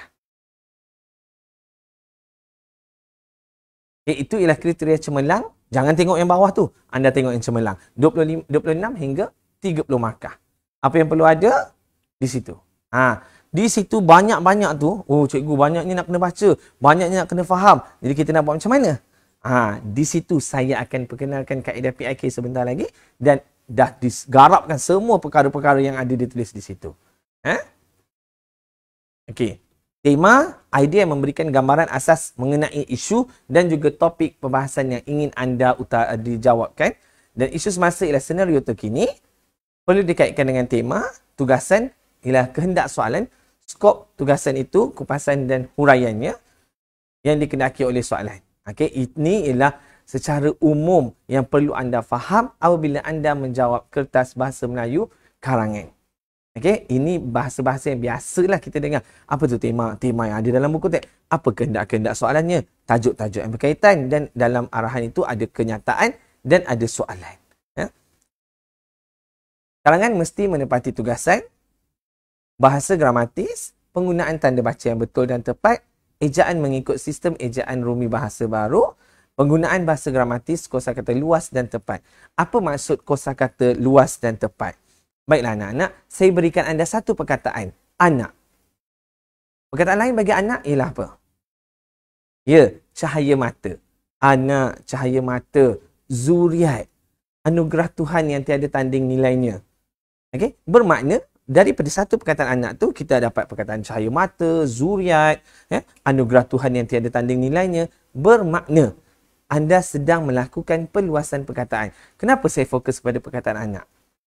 Soalan nombor 2 sudah pasti, soalan nombor 2 sudah pasti akan ada soalan berkaitan tentang ahli keluarga, peranan ahli keluarga dan juga peranan ibu bapa. Jika berbincang tentang peranan ibu bapa atau ahli keluarga yang melibatkan anak, sudah pasti kita akan banyak menggunakan perkataan anak. Takkanlah dari awal karangan sampai ke hujung karangan nak guna anak. Maknanya anda tak ada kosakata yang luas. Contoh lain yang saya boleh bagi. Kosakata luas merujuk kepada generasi muda, iaitu remaja. Okey, anak muda, remaja, generasi muda, belia. Itu antara dua contoh frasa-frasa yang boleh digunakan dalam perluasan perkataan. Okey? Perenggan yang seimbang, itu yang saya beritahu anda. Karangan berpandu, satu perenggan, setengah muka surat. Tapi karangan penuh, satu perenggan, satu muka surat. Atau 3/4 daripada satu muka surat. Memadai. 6 perenggan tu cantik je disusunkan. Jadi macam mana nak susunkan jadi begitu tepat? Nanti kita tengok bagaimana. Unsur bahasa yang digunakan pelbagai. Nanti saya akan ajar anda tentang semua perkara-perkara yang merujuk ini. Okey, tengok nombor 10. Lepas itu saya kata, anda perlu gunakan 40 minit itu secukup-cukupnya, sefaham-fahamnya. Jadi maknanya satu perenggan setengah muka surat akan membawa kepada A. Macam mana? Jumlah perkataan seelok-eloknya dalam lingkungan 250 hingga 300. Jika lebih, ditanda seperti biasa. Tiada masalah. Okey. Ini fokus. Ini tajuk. Tadi tema. Ini tajuk-tajuk yang perlu diberikan perhatian. Maka cikgu tajuk-tajuk ramalan, soalan-soalan sport semua. Inilah tajuk-tajuk ramalan. Kita katakan cari karangan contoh. Highlightkan tajuk-tajuk tersebut. Ada juga yang tanya, cikgu, baru-baru ni habis coronavirus. Adakah soalan tentang coronavirus? Anak-anak, tanpa anda sedari, buku teks tingkatan 3 yang anda pelajari 2 tahun yang lepas, ada tajuk tentang penyakit berjangkit, iaitu SARS. Bermakna, jika soalan penyakit berjangkit yang keluar, anda yang akan masukkan corona dalam idea ataupun isi yang anda huraikan. Nak tak nak, bolehlah ada. Boleh tiada dan boleh ada. Jangan risau. Asal nampak je isu semasa tahun ni, adakah soalan tu yang keluar? Tidak, soalan anda dah siap dah tahun lepas. Tak ada masa lagi nak tukar-tukar soalan tu. Jangan risau. Anda akan berada di kawasan yang betul, tempat yang betul dan anda berada pada posisi yang betul untuk terus kepada A. Jangan risau. Ini sambungan tajuk dia. Ada lagi sehingga 20. Jadi bermakna dari tajuk 1 hingga 20 tadi sesuai untuk bahagian A ataupun bahagian B. Cari karangan-karangan contoh ini anak-anak. Habiskan masa 1 jam duduk depan laptop. Cari karangan contoh, save. Lepas tu ada masa nanti baca. Tandakan isi-isi penting bagi setiap tajuk. Dan bila anda pergi peperiksaan, anda adalah orang yang berat, minda cantik, otak tu kan tak boleh gerak-gerak, dia takut terkeluar-keluar pula kan. Jadi elok je pergi peperiksaan. Itulah idenya. Habis je kertas satu, hilang dah semua kan. Jadi maknanya jangan hilangkan semua. Sebab idea-idea karangan-karangan ini diguna pula untuk menjawab soalan kebat pemahaman. Jangan keluarkan semua ni. Simpan pula. Nanti nak jawab soalan kebat sejarah. Jangan. Belajar dan terus belajar. Sesuatu ilmu yang anda pelajari, tolong ulang dalam tempoh masa 12 jam. Jadi kena double lah. Double sikit. Sebab otak kita kan dah lah dengan virus wabak corona ni pula kan. Jadi ada ni, cucilah sikit dengan sanitize tu. Okey. Selesai. Bahagian A, kita masuk bahagian B. Jangan risau. Macam cikgu cakap, cikgu macam kereta api ya. Jangan risau. Yang ini saya kena bagi anda, at least anda tahu. Jadi bila kita masuk kepada karangan, sebab karangan A sama dengan karangan B. Cuma dia panjang sikit, dia pendek sikit. Jadi jangan risau. Okey. Format untuk bahagian B, 5 soalan. Pilih satu untuk dijawab. Kemudian, lebih daripada 350 patah perkataan. 1 jam 30 minit. Bermakna, kita letakkan 1 perenggan 15 minit. Jawab 6 perenggan. 1 pendahuluan, 4 isi, 1 kesimpulan. 100 markah. Ada yang tanya, cikgu sekolah saya suruh jawab 5 perenggan. Boleh, tiada paksaan untuk menulis 1 perenggan 1 muka surat. Kalau awak dapat setengah muka surat lebih sikit, buatlah 5 perenggan isi. Janganlah tertakluk kepada apa yang saya bagi tahu ni. Dia boleh tolak tarik anak. Jangan rasa terseksa. Okey. Calon perlu menjawab 1 soalan daripada 5. Panjang karangan tidak kurang daripada 350. Dimensi. Bahagian B, soalan pertama, diri sendiri. Catat, diri sendiri merujuk pada anda. Anda tu saya. Apakah peranan anda? Peranan saya. Nampak? Apakah faedah-faedah yang anda akan peroleh? Faedah-faedah yang akan saya perolehi. Nampak? Itu yang perlu anda tahu. isu-isu yang berkaitan dengan nombor 1, diri sendiri, ialah saya. Saya tinggal kat mana, anak? Rumah. Jadi, soalan akan berada pada soalan nombor 1 berkaitan dengan diri anda di rumah, persekitaran rumah, keluar rumah, dalam masyarakat, keluar dalam kelam masyarakat, pergi sekolah. Bermakna semua persekitaran yang boleh ditanya dalam soalan nombor 1 ialah dari rumah hingga sekolah. Apa juga perkara-perkara yang melibatkan diri anda sendiri, masyarakat anda dan juga sekolah anda. Okey, terutama sekali keluarga anda. Keluarga pula boleh ditanya dalam soalan nombor 1 dan boleh ditanya dalam soalan nombor 2. Okey, jadi bermakna soalan nombor 1 itu diri anda, siapa anda, environment anda, persekitaran anda, rumah anda, sekolah anda ataupun masyarakat anda. Jangan risau. Saya cakap ni confirm. Itulah cakupan soalan-soalannya. Masuk soalan nombor 2. Peranan keluarga. Cuba fikir, siapa dalam keluarga awak? Ya, diri kita sendiri, betul. Betul. Ibu, ayah, kakak, abang, adik. Dapat 5 perangai. Ayah boleh buat apa? Okey, cuma dia kata cabaran-cabaran yang perlu dilakukan oleh peranan keluarga. Peranan keluarga dalam menangani cabaran-cabaran yang dihadapi oleh anak-anak. Ayah buat apa? Apa cabaran anak tu? Ayah tu ambil tindakan. Apa cabaran anak tu? Ibu ambil tindakan. Apa cabaran adik tu? Abang ambil tindakan. Kakak ambil tindakan. Adik ambil tindakan. 5. Cikgu, kenapa atuk tak ada? Kenapa nenek tak ada dalam keluarga? Atuk tu bukan keluarga kita. Atuk tu keluarga mak bapak kita. Jadi jangan masuk campur urusan mereka dan keluarga mereka. Jadi bermakna keluarga ialah kita sendiri, adik kita, abang kita, kakak kita. Ibu dan ayah. Cukup. Jika soalan tanya tentang peranan ahli keluarga, awak berikan ibu, ayah, kakak, abang, adik. Settle. Ataupun takutlah juga. Letaklah ibu, ayah, adik-beradik, ibu bapa. Settle. Jangan keluar dari kelompok itu. Jika soalan yang anda pilih itu berkaitan dengan peranan ahli keluarga. Jika peranan ibu bapa, lamsamkan habis peranan ibu bapa sahaja. Okey? Itu soalan nombor 2. Sama. Nombor 1, nombor 2 tu dari diri anda sampailah environment dan sampai sekolah, masyarakat. Soalan itulah yang akan ditanya. Dan pilihan anda, pilihlah di situ saja. Nombor 1, 2 atau 3 sebab yang dekat dengan anda. Okey? Nombor 3, masyarakat, negara. Merujuk kepada agensi-agensi kerajaan ataupun bukan kerajaan yang disebut dalam buku teks anda. Dari tingkatan 1 anda pelajar sampai tingkatan 5. Okey. Nombor 4, antarabangsa. Ingat saya pada satu ketika, 2016. Soalan itu dia tak ada letak antarabangsa global dan sebagainya. Dia letak manusia. Seronoklah murid-murid jawablah soalan nombor 4 tu. Tapi dia kata manusia. Kita kena ingat anak-anak, manusia dekat China pun ada manusia, dekat Amerika pun ada manusia, dekat Indonesia pun ada manusia. Jadi bila dia letakkan perkataan manusia, iaitu dia minta soalan itu menjawab tentang manusia sejagat. Maksudnya seluruh dunia. Maksudnya pada 2016 dah keluar soalan penyakit mengancam manusia. Jadi bermakna nak dikeluarkan balik, rasanya mungkin tak keluar. Bagi saya lah. Fokuslah pada tajuk-tajuk yang lain. Okey? Jadi itu dikatakan soalan nombor 4, antarabangsa, global, international. Kemudian manusia sejagat. Soalan nombor 5, Komsas. Komsas atau unsur sastra. Tokoh sastra, drama, filem, sumbangan sastra, pantun, cerpen. Itulah tajuk-tajuk yang berkaitan dengan soalan nombor 5. Jadi mudah bukan? Senang je sebenarnya soalan bahasa Melayu ni.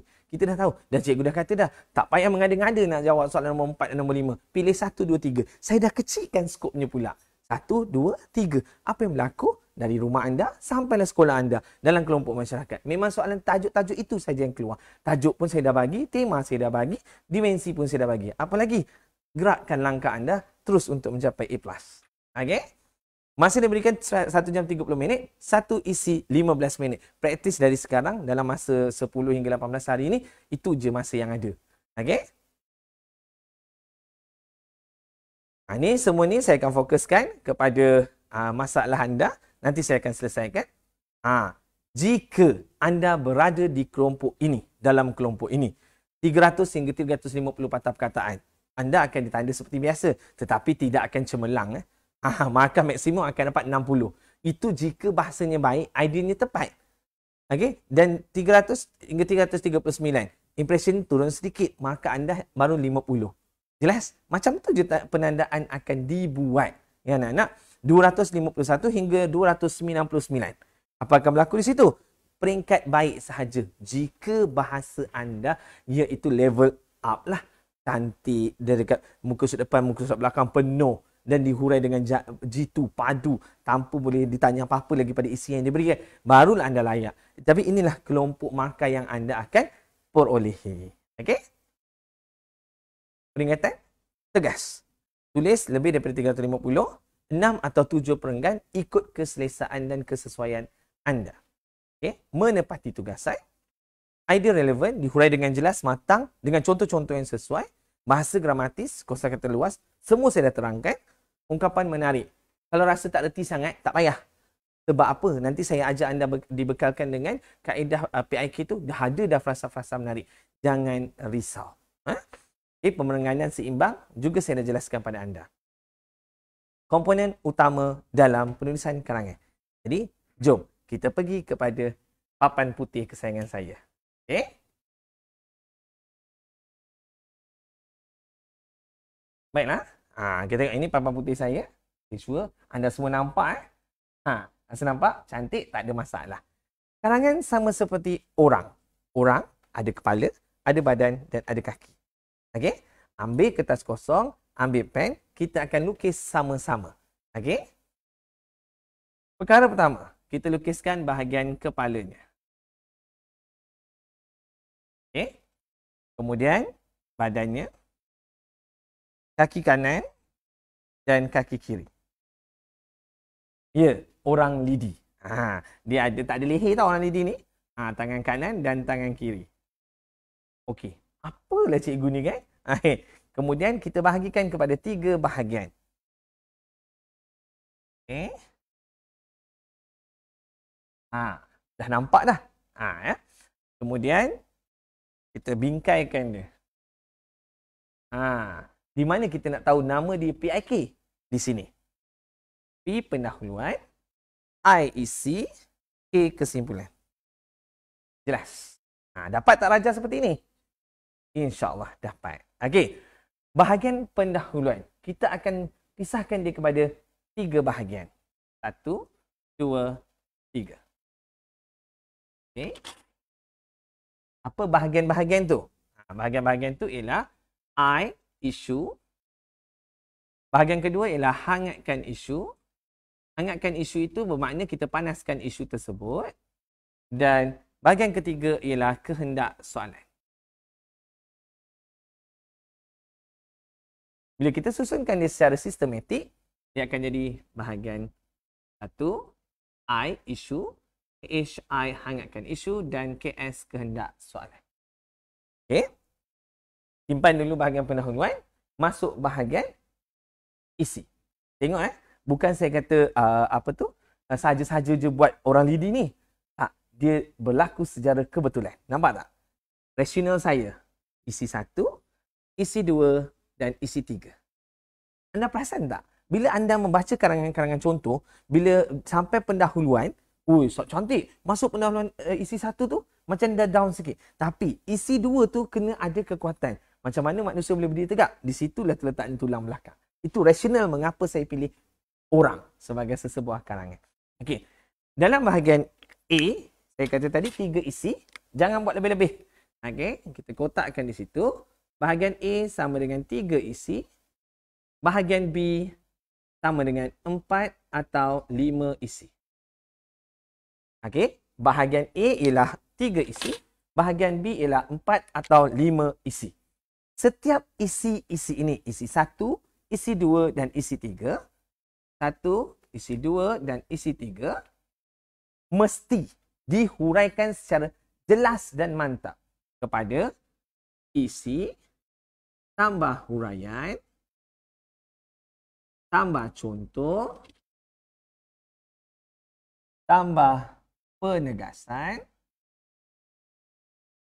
dan bintangkan peribahasa. Kenapa saya bintangkan? Hal ini dikatakan demikian kerana peribahasa tidak wajib untuk setiap perenggan isi. Tu bintang tu. Kekecualian. Okey. Bila kita susunkan dia secara lebih ringkas. Formula dia. I isi tambah H huraian tambah C contoh tambah PN penegasan dan bintangkan PRB. Peribahasa.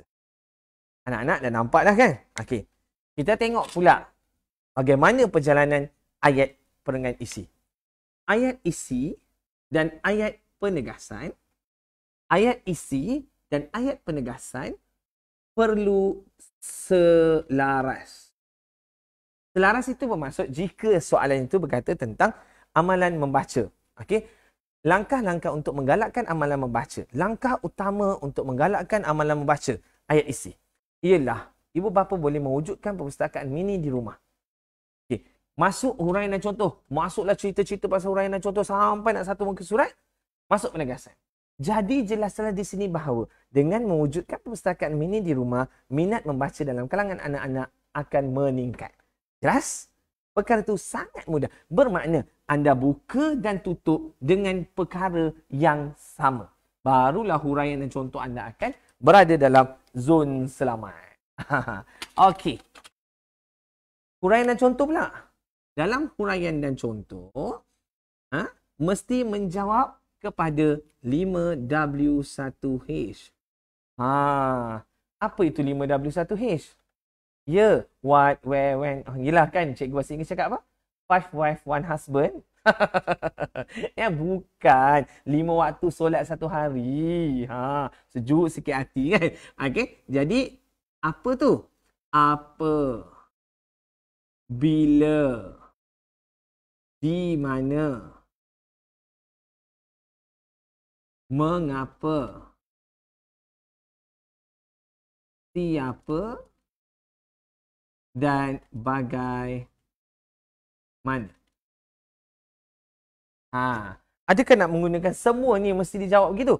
Tidak. Terpulang pada anda ataupun keselesaan anda dan bagaimana cara anda. Terpulang. Tapi ayat isi dan ayat penegasan mesti diselaraskan. Di tengah-tengah itu mesti masuk 5W1H. Jelas? Okey. Kita masuk ke sini. Bahagian kaki. Ada cadangan dan harapan. Ada cadangan. Bila kita susun secara sistematik, CD ialah cadangan, HR ialah harapan. Ada bahagian yang ketiga anak-anak. Tapi jangan pula diconteng kat sini. Jadi lucah pula orang lady kita kan. Kita letak kat sini. FM. Rasa menarik. Jadi cuba refresh balik. Anda menulis karangan. Ada isu tak? Ada hangatkan isu tak?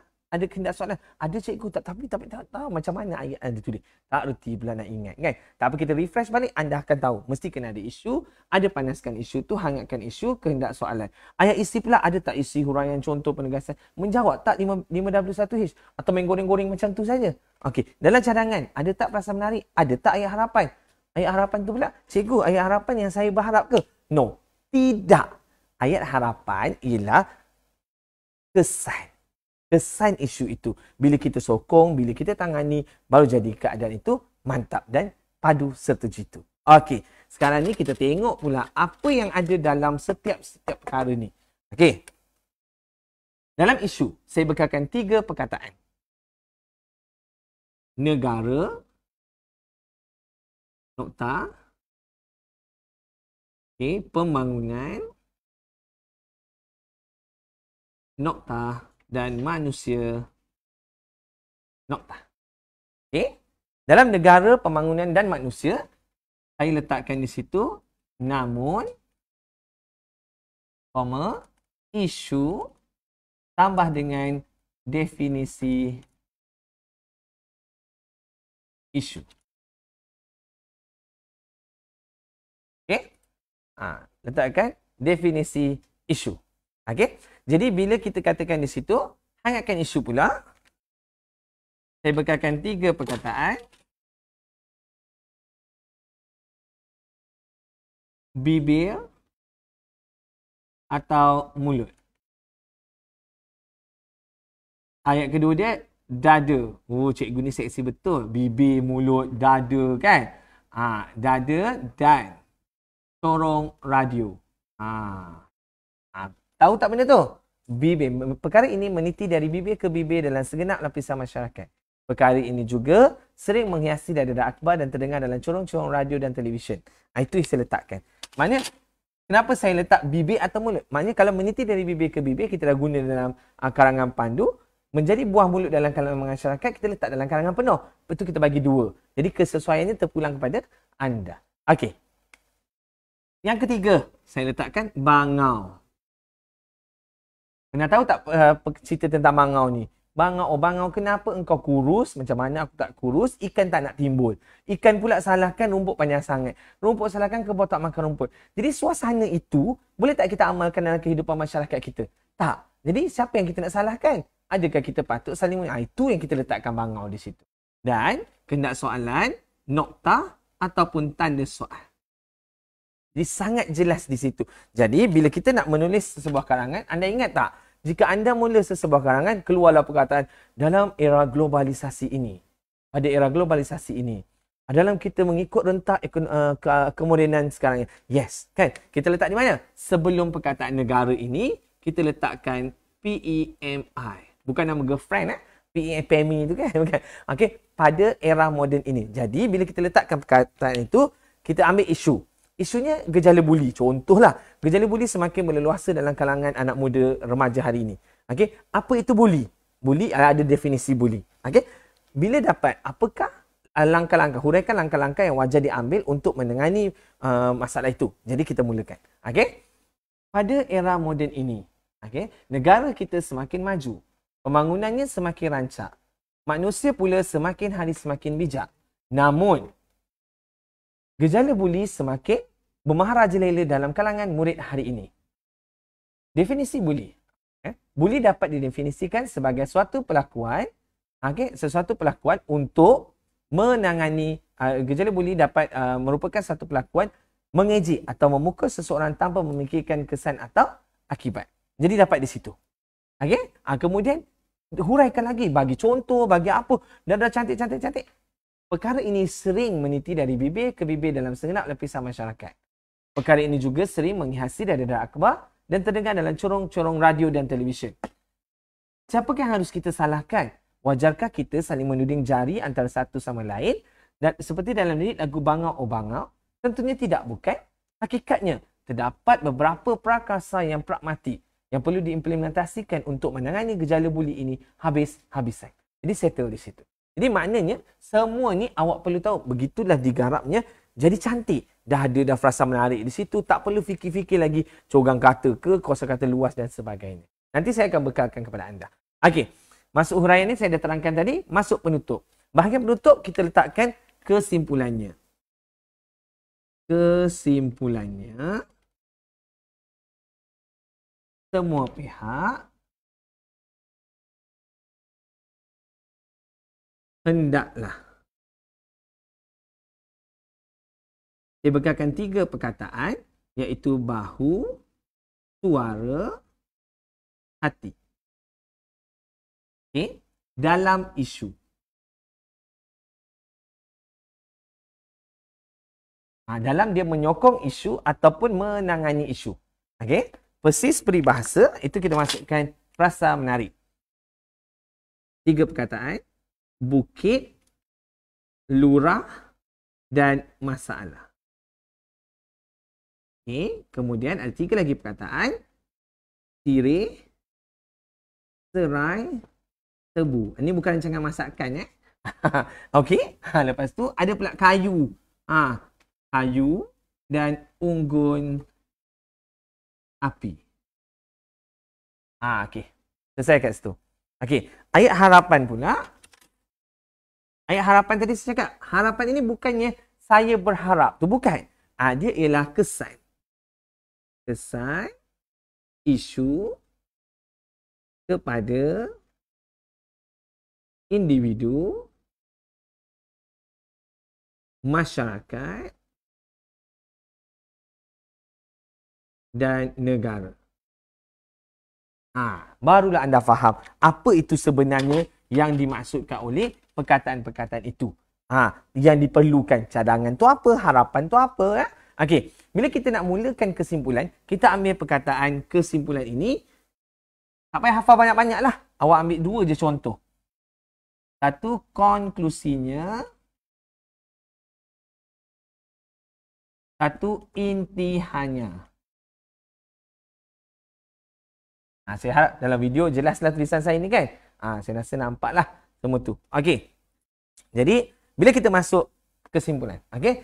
Konklusinya, semua pihak hendaklah berganding bahu, sebulat suara dan bersatu hati dalam menangani gejala buli habis-habisan.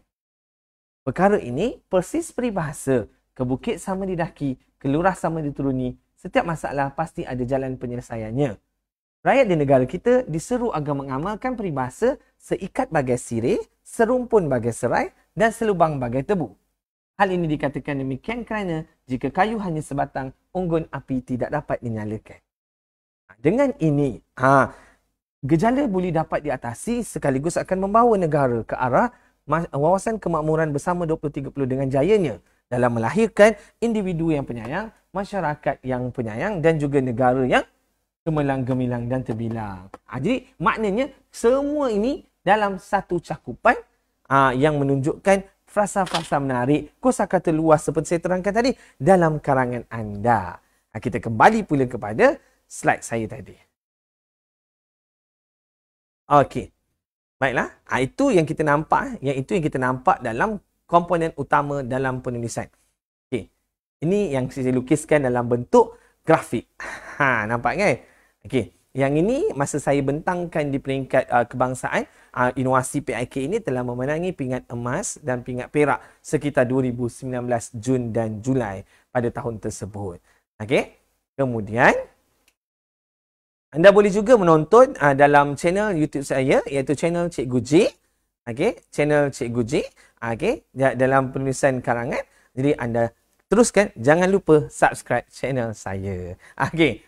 Di sini saya ada bekalkan pada anda satu pendahuluan yang anda boleh ambil. Okey, yang anda boleh ambil dan boleh tonton, pula. Anda boleh ambil kopi, ambil, masukkan isu karangan itu dan juga menggunakannya dengan cara yang betul. Okey, dapat? Okey, di sini saya bekalkan juga yang saya bacakan banyak tadi tak sempat nak tuliskan. Kita kejarkan di situ. Ini contoh soalan bahagian A. Okey, bahagian A, saya ambil soalan ini ialah soalan percubaan negeri Terengganu. Okey, soalan percubaan negeri Terengganu. Kita dapat tengok soalan berkaitan dengan ciri-ciri masyarakat penyayang. Ada 3 di situ, 3 isi dibekalkan pendahuluan. Nah, ambil. Dah cantik dah. Boleh copy dah semua ni. Nampak sangat jelas. Okey, pada era moden ini negara kita semakin maju, pembangunannya semakin rancak. Tadi tak dapat nak kejar kan, nak saling ambil ni. Okey, saya harapkan anda dah snap dah ni. Okey, dah snap, dah cantik dah, tiada masalah. Kita pergi kepada isi yang pertama. Nampak? Saya letakkan tu. Hal ini dikatakan demikian kerana huraian dia 5W1H masuk sekali dengan ayat contoh. Jadi dapat 5W1H itu huraian dan contoh. Seperti saya terangkan pada anda tadi, itu 5W1H dalam huraian dan contoh. Jadi tiada masalah. Okey? Jadi isi 1, isi 2. Melihat daripada perspektif yang berbeza, ciri lain yang perlu ada dalam masyarakat ialah apa? Masuk tadi isi yang kedua, masuk ke isi kedua. Ambil isi kedua, di situlah kita tanyakan 5W1H. Jadi tiada masalah di situ. Okey. Kemudian dah ambil dah gambar ni, dah screenshot dah bahagian ni, tiada masalah. Okey. Jika kita telusuri daripada pandangan yang lain, sifat yang boleh diaplikasikan dalam diri masyarakat kita ialah masuk. Saling menyayangi sesama insan. Berziarah ke, hantar makanan ke, kan? Bertanya khabar, tolong jaga rumah. Itulah yang anda nak masukkan. Bila anda dapat masukkan, bila nak kembangkan minda tu, bila kita tanya 5W1H itu dalam idea yang diberikan dalam soalan. Selesai masalah kita. Okey? Masuk kesimpulan. Ini karangan padu. Ada 3 saja perenggan isi dia, kan? Jadi kita dapat bekalkan tu, ambil satu-satu. Yang mana saya gariskan itu, di situlah anda perlu bezakan anda dengan orang lain. Yang saya tak gariskan, boleh sama je dengan orang lain. Nampak? Tadi saya bekalkan anda intihanya dan konklusinya yang kita boleh tukarkan dalam menanda wacana perkataan kesimpulannya. Okey.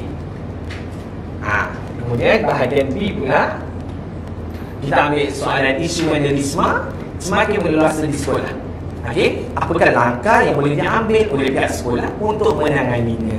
Okey, isu vandalisme. Tadi kita kata pada era moden ini, nak mula karangan penuh pula, takkan nak guna sama kan? Kita letakkan lain. Dalam kita menari mengikut irama letak teknologi masa ini, negara kita semakin maju. Nak kembangkan lagi boleh, seiring dengan negara-negara maju yang lain. Jadi saya bagi tapak pada anda. Anda kembangkan mengikut arus kemodenan yang anda punya sendiri. Okey? Yang mana saya letakkan tu, hal ini menjejaskan imej negara. Bagilah contoh vandalisme, apa yang dibuatkan, apa yang tekankan di situ. Bagi contoh ke apa-apa so, semua kembang-kembang, jangan tulis satu muka surat kan? Bila saya nak bagi satu muka surat, apa payah pula kan? Ini anda lah perlu kembangkan yang bergaris tu. Di mana bahagian definisi isu hak anda beza dengan orang lain. Okey. Dengan isi satu tadi, gunalah cara yang sama dan kembangkan lagi. Okey. Saya meluaskan perkataan langkah kan, langkah. Isi kedua pun saya guna langkah, tapi bukan kat ayat yang pertama, perkataan pertama. Saya guna dekat perenggan selepas penanda wacana. Tapi bila masuk perenggan ketiga, saya letakkan perkataan cara lebih efektif. Nampak? Tapi dia masih lagi merujuk kepada langkah. Okey. Kemudian perenggan isi 4. Ya. Karangan penuh, saya minta 4 isi. Jadi ada isi 4. Beralih kita kepada pandangan yang berbeza. Penanda wacana yang saya bagi mukadimah pemula ayat tu, bolehlah awak tukar-tukarkan supaya tak samalah dengan orang lain. Kan? Okey. Perenggan penutup. Yang ini perkataan konklusinya. Nampak? Jadi janganlah, tak payah, sebagai menggulung kepada bicara di atas, tak payah semua tu. Ambil je yang ini pun dah menetapkan tata cara anda sebagai satu kelompok yang lebih baik. Okey. Yang ini pula perenggan contoh. Macam mana saya gunakan 5W1H itu, tapi kita tak gunakan sepenuhnya. Kita hanya guna 2 je. Dapat membantu anda untuk menghuraikan karangan itu menjadi perenggan itu menjadi lebih mantap. Ni jika disalin balik, dia jadi separuh muka surat. Maknanya sesuailah untuk karangan berpandukan bahasangan bahagian E. Jika nak panjang lagi, tanya lagi 5W1H itu. Tanya. Jadi panjang. Jadi bila nak penegasan, ingat yang saya bekalkan tadi, ayat penegasan dan ayat isi mesti selaras. Jadi tiada masalah di situ. Jelas? Okey. Ni kesimpulan saya bekalkan. Kenapa saya suka ambil kesimpulan ni? Lama dah saya guna yang ni. Tapi kenapa saya suka untuk ketengahkan perkara ni? Kenapa? Pada petikan ini, ada perkataan natijah. Perkataan natijah ialah perkataan kesan. Sebab saya pernah melihat murid-murid lakukan kesalahan, perkataan natijah digantikan dekat kesimpulan. Salah Perkataan natijah ialah kesan. Jadi dia sesuai untuk ayat harapan. Ayat harapan tu kesan kan? Jadi kesannya, kita tukar upgrade sikit, natijahnya. Jadi perkataan kesimpulannya kita tukar 2 je kan? Konklusinya atau intihannya. Jadi di situ kesimpulannya ke konklusinya, semua pihak dalam berganding bahu dalam menangani kekangan ini. Nak menangani ke, nak menyokong ke, terpulang kepada isu yang kita gunakan. Tajuknya positif, sokong. Tajuknya negatif, kita tangani. Lepas tu ada peribahasa natijah. Kemudian wawasan perdana 2020 kita tukar kepada wawasan kemakmuran bersama WBK 2030 dengan jayanya. Nampak? Wawasan perdana kita tukar, wawasan perdana 2020 tukar wawasan kemakmuran 2030. Wawasan kemakmuran bersama 2030. Okey. Yang ni saya bekalkan di sini. Saya harap clear lah pada paparan skrin anda. Nampak? Yang ini saya gunakan untuk murid saya. Okey, untuk pengetahuan anak-anak, saya first posting di Miri Sarawak, sekolah luar bandar. Saya guna PIK ni mula. Lepas tu saya kembangkan masa saya pindah di Tanah Semenanjung, sekolah SMK Jalan Reko. Kemudian saya guna di SMK Jalan 4. Bermakna dari sekolah-sekolah yang biasa-biasa kepada sekolah kluster kecemerlangan, ramai murid-murid yang menggunakan cara yang sama. Pernah melahirkan murid A+ di SMK Jalan Reko, pernah meningkatkan grade prestasi untuk Bahasa Melayu di SMK Jalan 4. Menggunakan kaedah yang sama. Jom, ramai-ramai kita gunakan, kita amalkan, dapat memantapkan karangan anda ke pesadan yang lebih baik. Jadi, A dalam tangan, apa lagi tunggu? Teruskan. Okey, nampaknya habis kat situ ada perenggan pendahuluan. Berbeza dengan perenggan pendahuluannya, berbeza dengan perenggan biasa. Anda pernah dengar kan? Karangan yang mula dengan lagu, mula dengan dialog dan sebagainya. Bila kita tengok di sini Okey. perenggan pendahuluan yang berbeza dengan karangan biasa. Pendahuluan suasana dan situasi, puisi, lirik lagu, dialog, peribahasa dan pantun. Kita tengok di situ. Okey. Kelihatan seorang ibu tua di muka pintu menunggu kepulangan buah hati tersayang yang telah berhijrah ke kota. Kesepian ibu ini hanya bertemankan mutiara jernih di pipinya.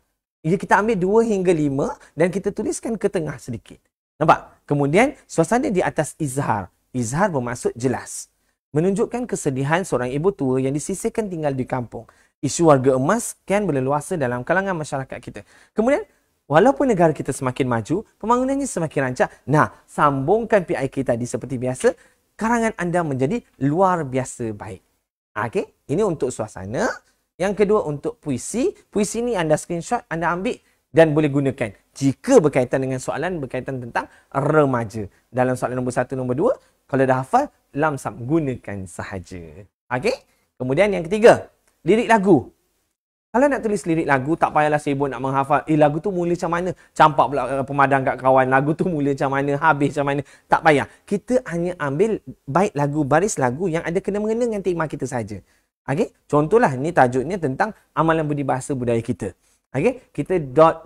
Bermaksud dia mula dot, maknanya ada baris ke atas. Budi bahasa budaya kita, cikgu jadi kata 2 baris. Nasib baiklah Datuk Siti menyanyi 2 baris kan. Ada ulang. Budi bahasa budaya kita, dot. Jangan pula di hujung ni, ulang chorus. Tak payah. Okey? Jadi, budi bahasa budaya kita. Dan nampak cantik dah. Masuk. Cebisan bait. Bait bermakna baris. Cebisan bait lagu di atas izhar. Menunjukkan bahawa rakyat negara kita nampak cantik saja. Dah. Amalan budi bahasa semakin terhakis dalam kalangan generasi muda hari ini. Walaupun negara kita semakin maju, masukkan PIK tadi, gedebuk orang lidi tu masuk. Pak, karangan anda level up. Memang dapatlah 85 markah ke atas. Okey? Dialog. Yang inilah paling anak-anak murid saya suka sebab dia dapat buat dialog sendiri. Mak Lima, nak Ani buangkan botol-botol ini? Jangan Ani. Itu cara penulisan jika kita nak masukkan 2 hingga 5 baris dialog. Jangan pula tulis Ibu, Ani, Mak Lima. No, tak payah. Yang nokta bertindak semua tak payah. Kita bukan buat karangan wawancara. Tidak, kita hanya menarik perhatian pembaca untuk membaca karangan kita. Jadi kita letak di situ, Mak Lima nak Ani buangkan botol-botol ini. Jangan Ani, Mak Lima nak hantarkan botol-botol ini ke kitar semula. Nampak dah kan? Kita dot. Tak perlulah cakap dia masukkan botol kat mana itu ini semua, tak habis nak beli karangan pula saat lagi kan. Jadi baru kita masukkan karangan kita dan gabungkan karangan seperti biasa. Okey, ini contoh soalan. Anda boleh ambil di sini. Ya, rasanya. Okey, kemudian ini contoh pendahuluan kreatif. Okey, ambil baca baik-baik macam mana saya gunakan. Nanti bolehlah tengok, menarik, boleh guna. Tak ada masalah. Okey. Kemudian, selesai kat situ. Inilah jenis-jenis pendahuluan yang anda boleh ambil untuk anda gunakan dalam hafalan anda. Okay. Jika berkaitan dengan kegiatan kurikulum, ini mana kita nak masukkan? Kita masukkan dekat definisi isu. Kalau soalan kurikulum, ini yang kita boleh masukkan dalam definisi dan kembangkan menjadi karangan anda sendiri. Okay? Disiplin pada abad 21, inilah ceritanya. Ambil satu-satu. Saya dah sediakan semua untuk anda. Okey? Ni yang seterusnya. Tentang jimat cermat amalan mulia. Ni contoh macam mana definisi yang boleh digunakan. Masukkan dalam definisi isu selepas keterangkan masalah karangan tersebut. Okey? Kemudian, jenis suasana. Diletakkan, ambil, baca baik-baik bagaimana. Pendahuluan tu boleh menarik perhatian pembaca, pemeriksa. Di situ yang kita perlukan. Sebab karangan berdasarkan impression. Okey? Jenis persoalan, diletakkan tanda soal. Wajarkah ibu bapa menghantar anak ke pusat tuition? Tutup macam tu je. Betul. Sebab apa? Anda boleh tutup dengan tanda soal ataupun anda boleh tutup dengan nokta. Okey? Kemudian, ni pendahuluan jenis sejarah. Kenapa ditekankan pendahuluan?